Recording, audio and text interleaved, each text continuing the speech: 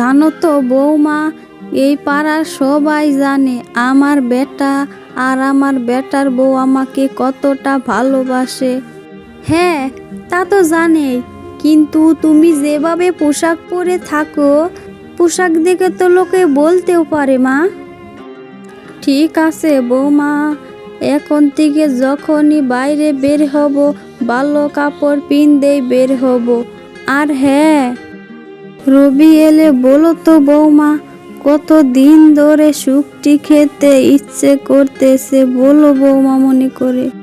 আচ্ছা মা, আপনার ছেলে আসুক, আমি তাকে সব বলবো।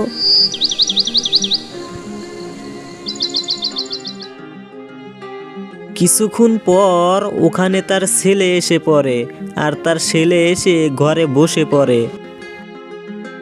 কি রে বাবা, এখানে বসে আছিস? কখন এলি তুই? আমার কিচ্ছু ভালো লাগতাছে না মা, কেমন যেন আমার মাথাটা ঘুরতেছে। দেখি তো।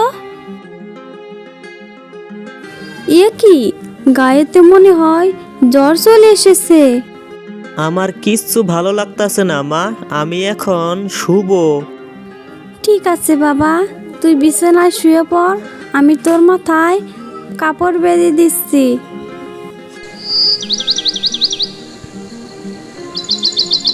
বৌমা, সবুজের তো জল বেড়েই যাচ্ছে, ওর বাবাকে ওষুধ আনতে বলেছো? হ্যাঁ মা, ওর বাবাকে তো আমি আগে ওষুধ আনতে বলেছি, ওর বাবা তো ওষুধ আনতে গিয়েছে।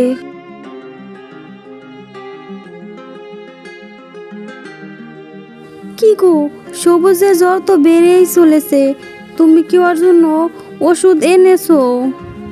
হ্যাঁ গো, আমি গিয়ে ওষুধ নিয়ে এসেছি, এই নাও ওষুধ। ওষুধটা তাড়াতাড়ি খাইয়ে দাও, তাইলেই জ্বর কমে যাবে।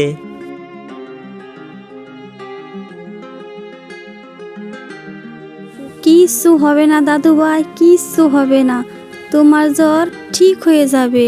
মা, তোমার শরীরের এ কি অবস্থা বলো তো দেখি। আমার শরীর তো ভালোই আছে রে বাবা, কিন্তু দাদু ভাইয়ের অসুখ যে কমছেই না। সব দোষ আমার মা, কি জন্য যে ওকে মাঠে খাবার নিয়ে যেতে বলেছিলাম। হয়েছে হয়েছে, এত চিন্তা করার দরকার নেই, একটু জ্বর এসেছে, এমনিতেই ঠিক হয়ে যাবে। চিন্তা না করে কি আর সাজে, আমার একমাত্র ছেলে, ওকে যে কতটা ভালোবাসি। আমার সব জমির মালিকের উত্তরাধিকার তো ও। আর হ্যাঁ, একটা কথা বলতে তো ভুলে গেছি, মা তো শুক্তি খাবে বলছে, মার জন্য তুমি শুক্তি নিয়ে এসো। এখন কি বাজারে শুটকি মাছ পাওয়া যাবে? আচ্ছা, আমি বাজারে গিয়ে দেখছি। না রে বাবা, এখন যেতে হবে না, এই মাত্রই আসলি, পরে গিয়ে দেখিসনি। মা, সারা বাজার ঘুরে আসলাম, কিন্তু জানো তো কোথাও শুটকি নেই। কি বলিস রে বাবা, কোথাও শুক্তি পেলি না? আমার তো সে কবে থেকে শুক্তি খেতে ইচ্ছে করছে। দেখি কাল আবার গিয়ে দেখবো শুটকি পাই কি না। ঠিক আছে রে বাবা, ঠিক আছে। তা আমার বাবাজানের শরীরটা এখন কেমন হয়েছে? আমি তো ভালো হয়ে গেছি বাবা, তাই তো ঠাকুমার সঙ্গে বসে গল্প করছি। শুন রে বাবা, বলি কি, শুক্তি যদি নাই পাস তাহলে এক কাজ করলে কি হয়? তা কি কাজ করব গো মা, বলো তো দেখি। আমাদের পুকুরে তো অনেক মাছ আছে, যদি সেইগুলো শুক্তি বানানো যায়। তাই তো মা, বেশ ভালো বুদ্ধি দিয়েছো। আমাদের পুকুরে তো অনেক দিন ধরে মাছ মারা হয় না, যদি মারি অনেকগুলো তো মাছ হবে। সেই জন্যই তো বলছি, আমার না শুক্তি খেতে আত্মাটা গিয়ে আছে রে বাবা।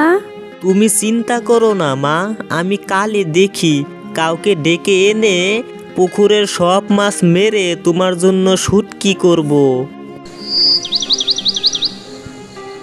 মা, ও মা, তুমি উঠো, তুমি না শুটকি খাবে? তোমার জন্য আমি কত শুটকি মেরেছি দেখো। আমার তো আর উঠার শক্তি নেই রে বাবা, আমি মনে হয় আর বেশি দিন বাঁচবো না। এমন কথা বলো না মা, তুমি না থাকলে যে আমরা একেবারে অসহায় হয়ে যাব। উঠো না মা, এমন কথা বলতেছো কেন? তুমি না থাকলে যে আমি অনাথ হয়ে যাব মা। থাম্মা, উঠো না থাম্মা, ও থাম্মা, তুমি না থাকলে আমি কার সঙ্গে গল্প করব? থাম্মা, উঠো না। মা চোখ খুলো, মা চোখ খুলো, তোমার জন্য কত শুটকি এনেছি, এই শুটকিগুলো কে খাবে মা?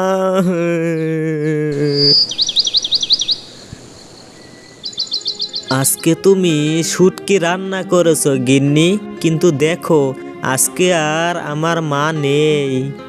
কি আর করব বলো, কপালে যদি না থাকে কিচ্ছু করার নেই। রবিদা, মনে হচ্ছে তোমাদের বাড়িতে শুটকির ফসল হয়েছে। আরে না না, পুকুরের সব মাছ মেরে শুটকি করেছি আর কি, সেই জন্য। ওই দূর থেকে বোঝা যাচ্ছে তোমাদের বাড়িতে শুটকি আছে, কি গন্ধ, গ্রামের সব মানুষ মনে হয় জেনে যাবে। এই সবগুলো শুটকি আমার ঠাম্মার জন্য। আমার ঠাম্মা শুটকি খেতে খুব পছন্দ করতেন।